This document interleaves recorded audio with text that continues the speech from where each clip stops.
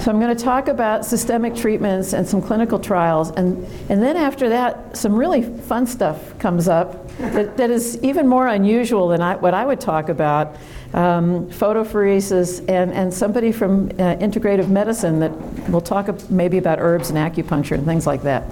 So we'll get off of the more conventional options pretty soon. So this is an algorithm. These drugs are not in any particular order. The purpose of it is just to show you that when somebody has early stage disease, they get topical treatments and they're coded in yellow. And when somebody gets more advanced disease, they get systemic therapies and they happen to be coded in orange, and there's no rhyme or reason. It's just like how I fit it on the algorithm. But that's how people utilize stage as an example to figure out how to treat somebody with mycosis fungoides specifically.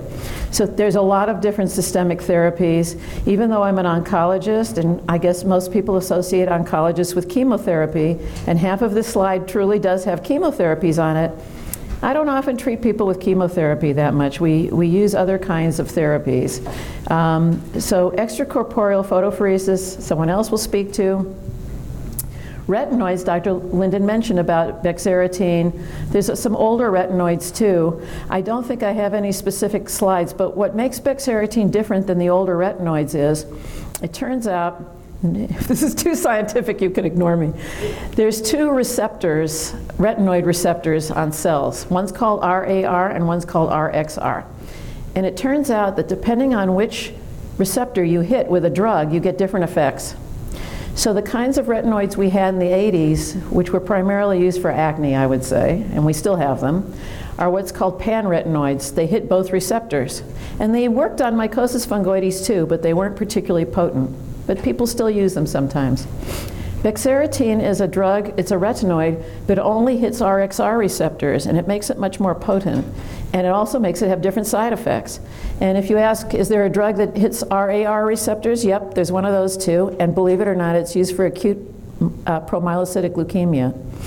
And just a retinoid, something that's related to vitamin A, will actually put a leukemia into remission. So Bexarotene was actually specifically FDA approved for mycosis fungoides, and it's a more potent drug. And as he mentioned, it comes in a pill form or a topical form.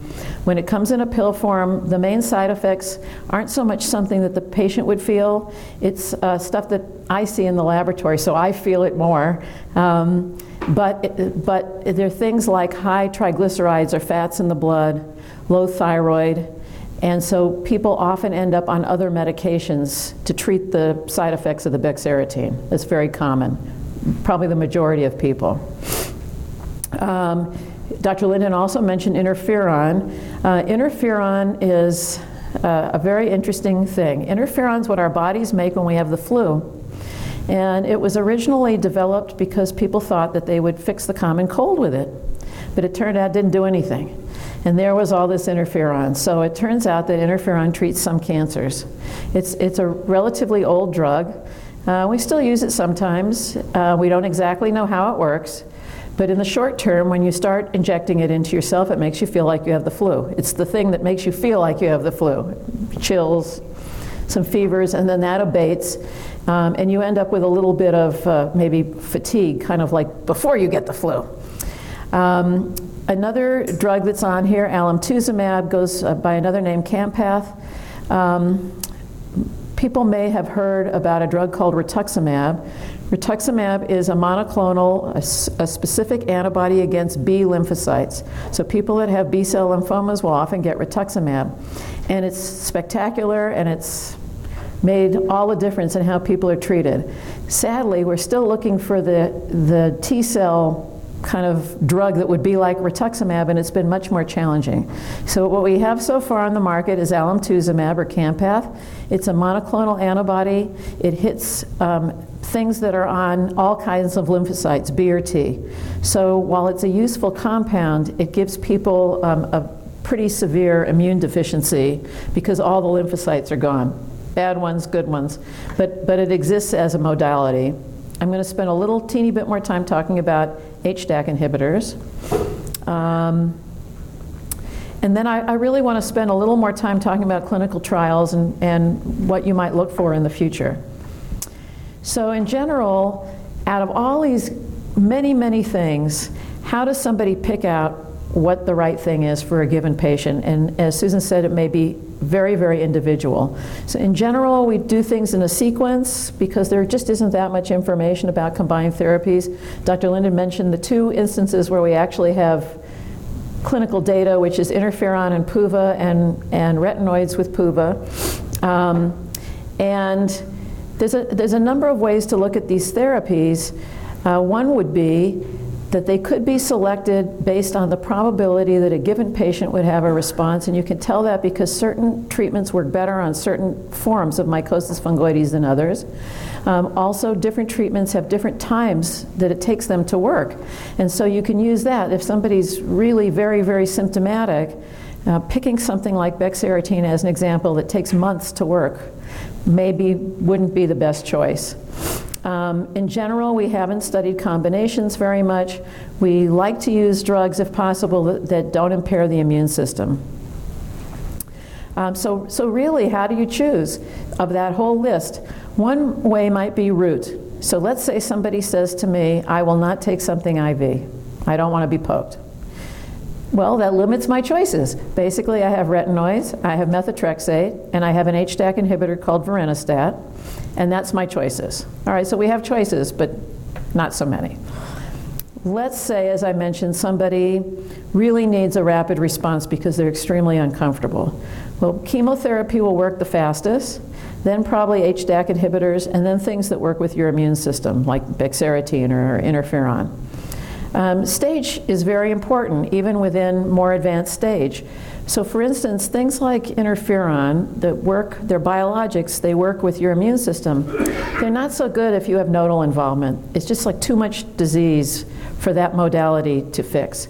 As Dr. Linden mentioned, for whatever reason, Bexarotene happens to be very useful for tumors. I don't know why, but it is. Whereas stuff like extracorporeal photopheresis or interferon, when you're giving it systemically, doesn't work quite as well for whatever reason. Also, since we're mostly dealing with a population that may have other medical conditions, we need to be mindful of the other medical conditions that the person has, because it's all one person. So as an example, interferon can cause depression. If somebody has a very striking history of clinical depression, that may not be a great drug for them. HDAC inhibitors make sugars go up. If somebody has poorly controlled diabetes, again, maybe not the best idea. Things like methotrexate get out of the body through the kidneys. If somebody has kidney disease, not a good choice. So that's a little bit of how you do it. And then there's availability. So in some places, there just isn't photopheresis. It's not a choice. Like we were talking about light boxes before. If you're not near a dermatologist that has a light box, you may have to do something a little more creative, like use a tanning booth. Sadly, when people have Medicare, sometimes it's very hard to give them expensive oral drugs, because we know what the donut hole does. You get the drug for 2 months, you think this is good, this is working for me, and then all of a sudden the pharmacist hands you a big bill, which is really more than you felt that you could spend, and you have to pay until you're out of the donut hole again. So those are kind of some of the challenges. And then there's some specific forms of Mycosis fungoides that dictate treatment, at least to me. So there's something we heard about earlier, that Mycosis fungoides likes to be in the epidermis, in the very superficial area of the skin. But every once in a while, it decides it wants to dive down deeper. Sometimes it'll go down along a hair shaft, and the hair is implanted very deep in the dermis. So this is an example of what's called follicular trophic or follicular mycosis fungoides. It goes down along a hair shaft. It often makes the hair fall out, like in this person here. And in each, you can see that there's some little dark dots. If you were to be with this person and run your hand over the dots, you would feel that it has kind of a sandpapery-like texture.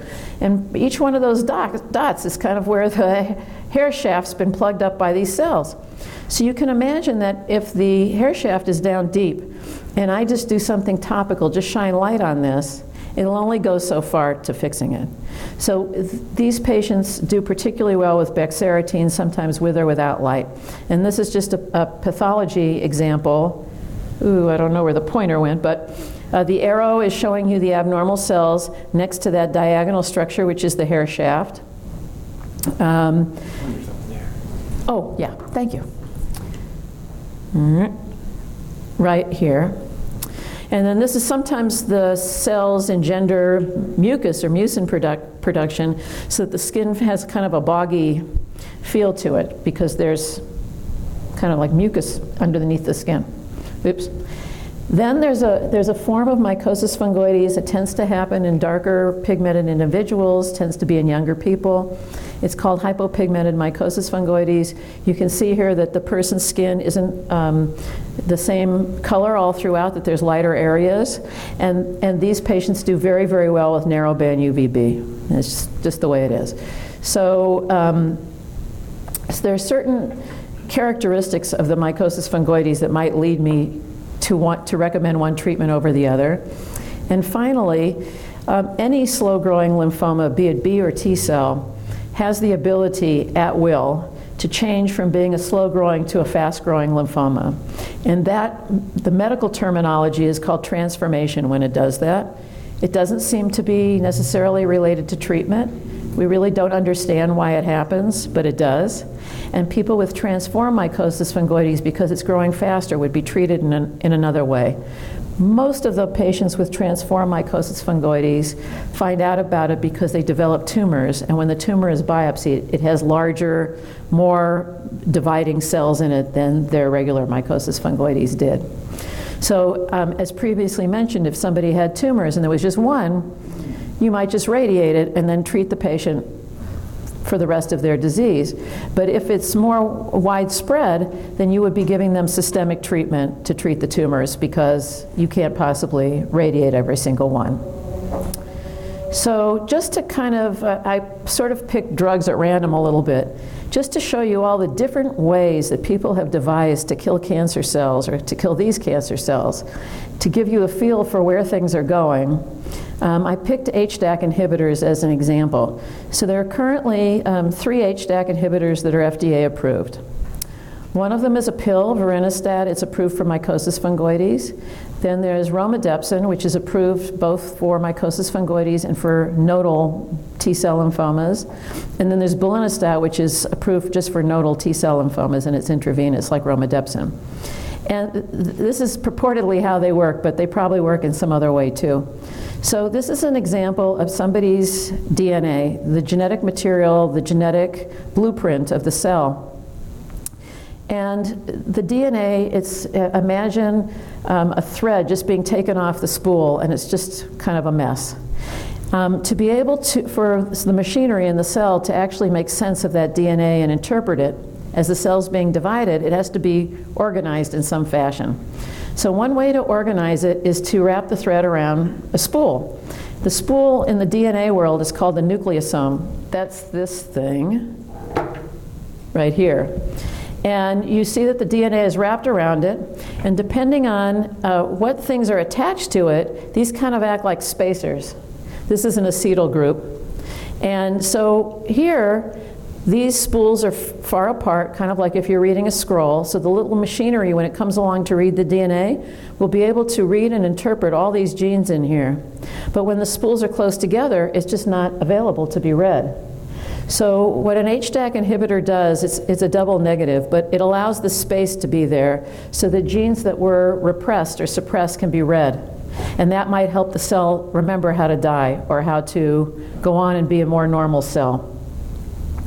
Another example of how people, a newer example of how people have tried to get at how to treat T-cell lymphomas is a drug pralatrexate, which is on the market for nodal T-cell lymphomas, but there's been studies in mycosis fungoides.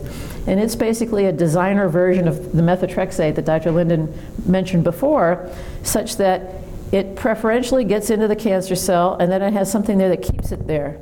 And it actually has the same mechanism of action as methotrexate. It goes after an enzyme, but there's so much more of it inside the cell that it may be a more potent drug. So that's another kind of example of how people have tried to think about how to maximize cancer treatment.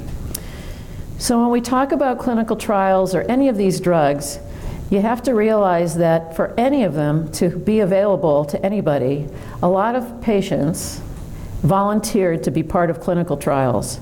And they may not have benefited individually from it, but we all benefit from their altruism, if you want to say it that way.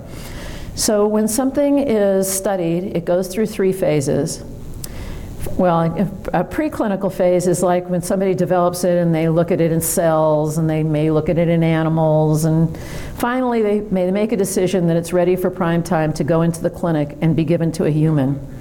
And the first phase of that is really usually patients that don't have a lot of other treatment options. They really don't know if the drug's going to work, although there may be some forethought that it might work for a particular person. And the real point of the trial is to figure out what the appropriate dose and schedule is, and what the side effects are, and if they're tolerable. That's really the point of it. Somebody may definitely benefit from that, but that's not the point of the trial. Once the actual dose and schedule is ascertained, then the drug will go into what's called a phase 2 trial, which is that somebody has decided, okay, this is a drug that I think for various theoretic reasons, or because we saw people in the phase 1 with T-cell lymphoma respond, I want to study it in T-cell lymphoma. So now the trial will be open, the drug will be given in the dose and schedule that was determined to be safe, and all the patients will have the same thing, or the same stage, to see if it works. And finally, a phase 3 trial, which is where we're at with Mycosis fungoides now. Our Food and Drug Administration will no longer give us approved drugs unless they're from a phase 3 trial. It means that anybody that enters a trial, randomly, half of them will get the experimental drug, and half of them will get whatever the FDA has approved, which they know is effective. And the concept is, does this new drug, does it add something so that we should have it available to us? So you can imagine when somebody's part of a clinical trial, the possible benefits to a person is that they may get a drug years and years before it's actually on the market, and it may be very beneficial to them. The risk is that it's somewhat of an unknown. You don't know that it's going to work.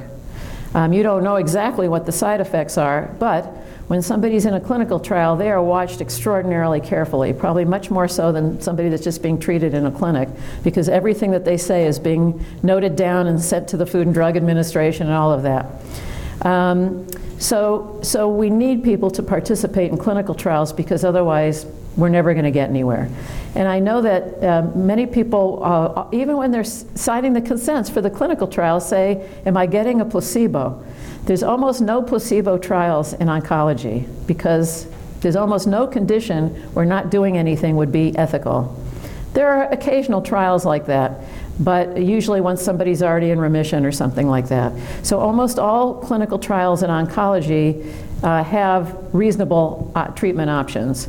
And when somebody signs up for a clinical trial, I don't know, has anybody here participated in a trial?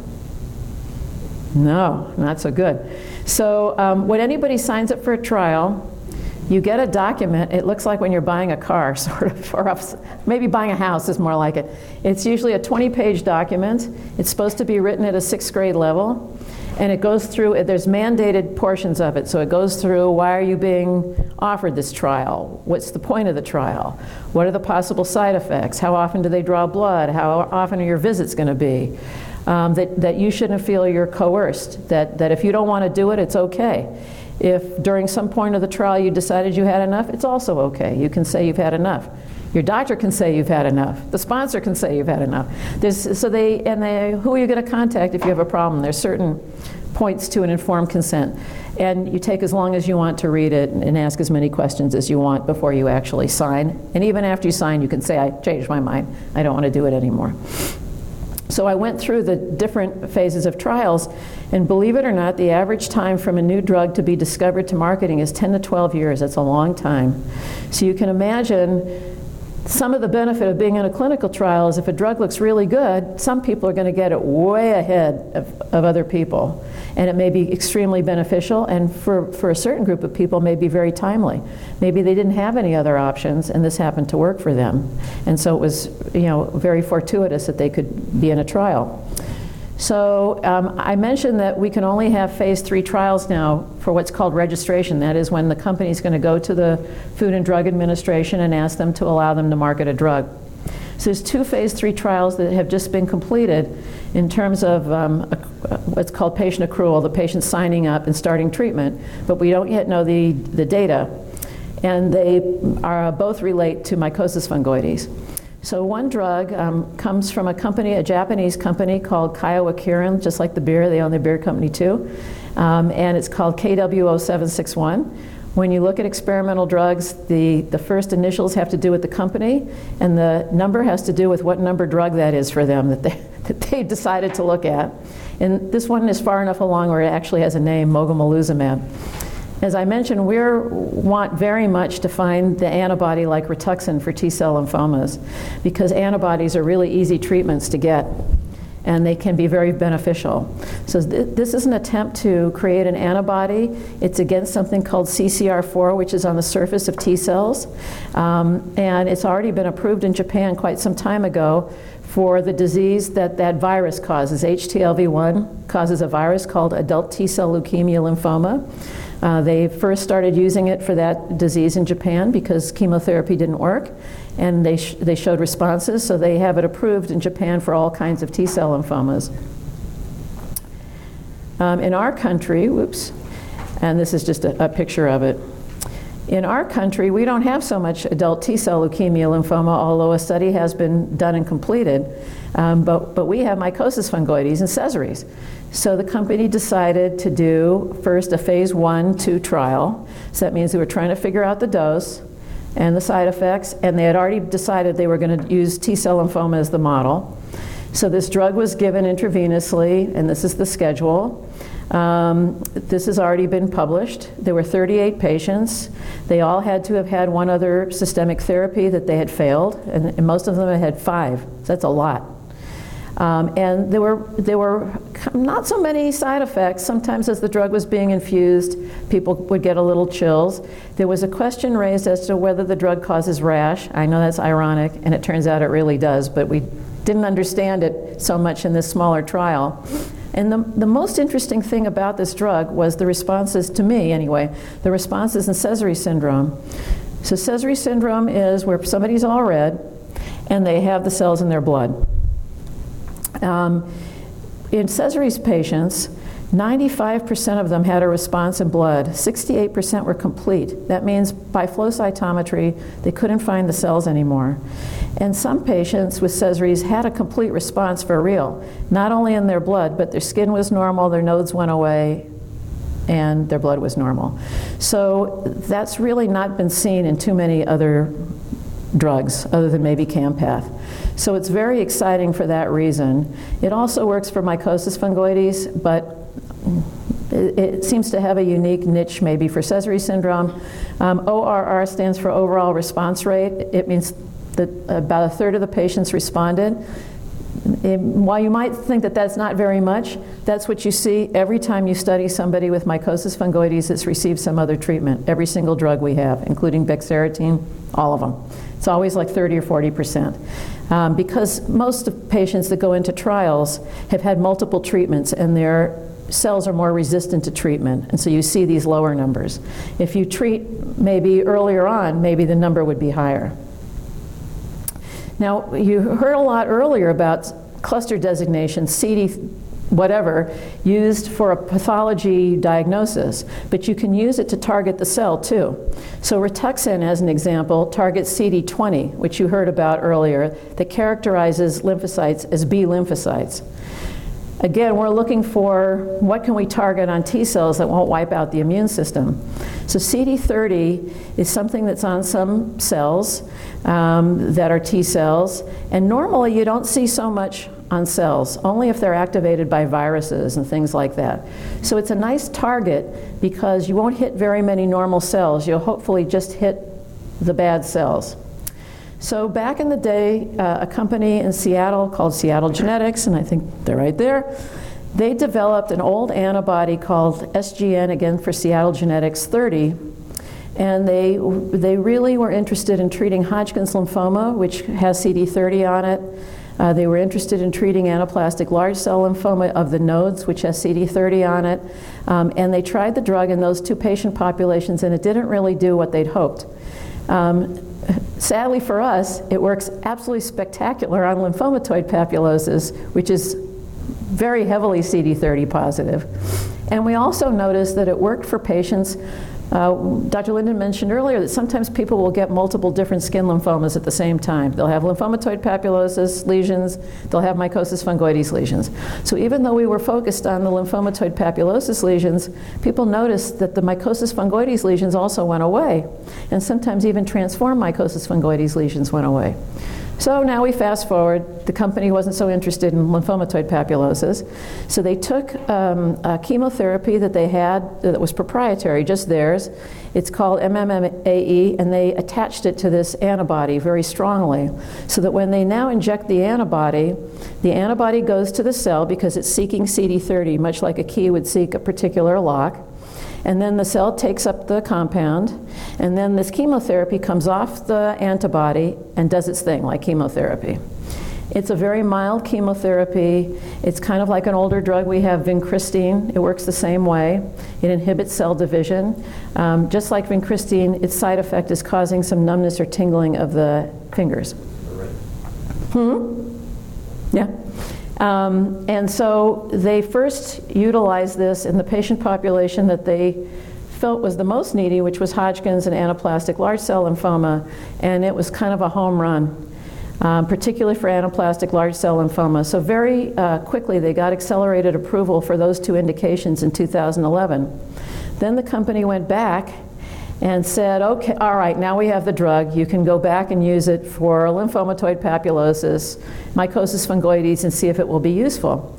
So these are the initial phase 2 published data. One's from MD Anderson, and the other's from Stanford. At MD Anderson, Dr. Duvek treated 48 patients. They were allowed to have lymphomatoid papulosis or mycosis fungoides. The overall response rate was 73%, 35% being complete on the skin. Interestingly, the response didn't seem to correlate with how much CD30 was seen by the pathologist in the cells. And there's various explanations for that. But the response in lymphomatoid papulosis was excellent. 100% of patients responded. It only took 3 weeks for it to start working, and it worked for about 2 years, half a year. And the response in mycosis fungoides was less robust, 50%, and took a little bit longer, 12 weeks. So that was one kind of bit of information. And then from Stanford, there were 30 patients, a very similar response rate, and again, the same kind of observation that it didn't depend so much how much CD30 you had on your cells, which is really useful because when you go to do these studies and the eligibility was that you had to have CD30 on your lymphoma cells, it turns out that every lesion's a little different. You could do 6 different biopsies and get one biopsy that had enough CD30 on it for the patient to be eligible, but the other ones not. And yet all of the lesions will still respond. So that's an ongoing phase 3 trial. Patients were randomized to this drug, brentuximab vedotin, versus methotrexate or Bexarotene. The study's fully accrued, so now we just have to wait and see what the data looks like. We'll see. So both of these studies are complete. And it's really important because, heartening, when the Food and Drug Administration approved our last 2 drugs for mycosis fungoides, the leader of the FDA stood up and said, that's the last drug you guys are getting based on phase 2 data. It's not happening anymore. You have to do phase 3 trials. So everybody looked and said, we can't do phase 3 trials. We have a very rare drug, a very rare disease, and our patients are scattered all over the place and they're older and it's never going to happen. So we were all very sad, and for a couple of years nothing was done. And then finally, the company said, well, if that's the only way we're going to get it, then we're just going to have to figure it out. Phase 3 trials are quite a bit more expensive as well because it's a lot more patients. And yet, these 2 trials were completed. It took an international effort, but they have been completed, so it actually is possible to do. So what should you watch out for? Well, so often what happens is drugs that are useful in B-cell lymphomas, people start looking at them to see if they'll be useful in T-cell lymphomas. Because there's so many more people in the US and in the world with B-cell lymphomas that pharmaceutical companies tend to focus on them. And so we kind of have to look and see, is there something there we can use? And it turns out there are some things there that we probably can use. And I'll show you a little bit about how these work. So one group of drugs is called Pi3 Kinase Inhibitors. Another group of drugs are called Pd1 Inhibitors. And then there's pathway inhibitors that combine Pi3 kinase and obstruct some other pathway that the cell needs to live. So don't get upset. But believe it or not, this is a simplified version of what happens in a B cell, how it knows to react to something it needs to fight, how it knows to die, and how it knows to live. So basically, and for the longest time, people thought this was unique to B cells. Nobody really studied T cells that much.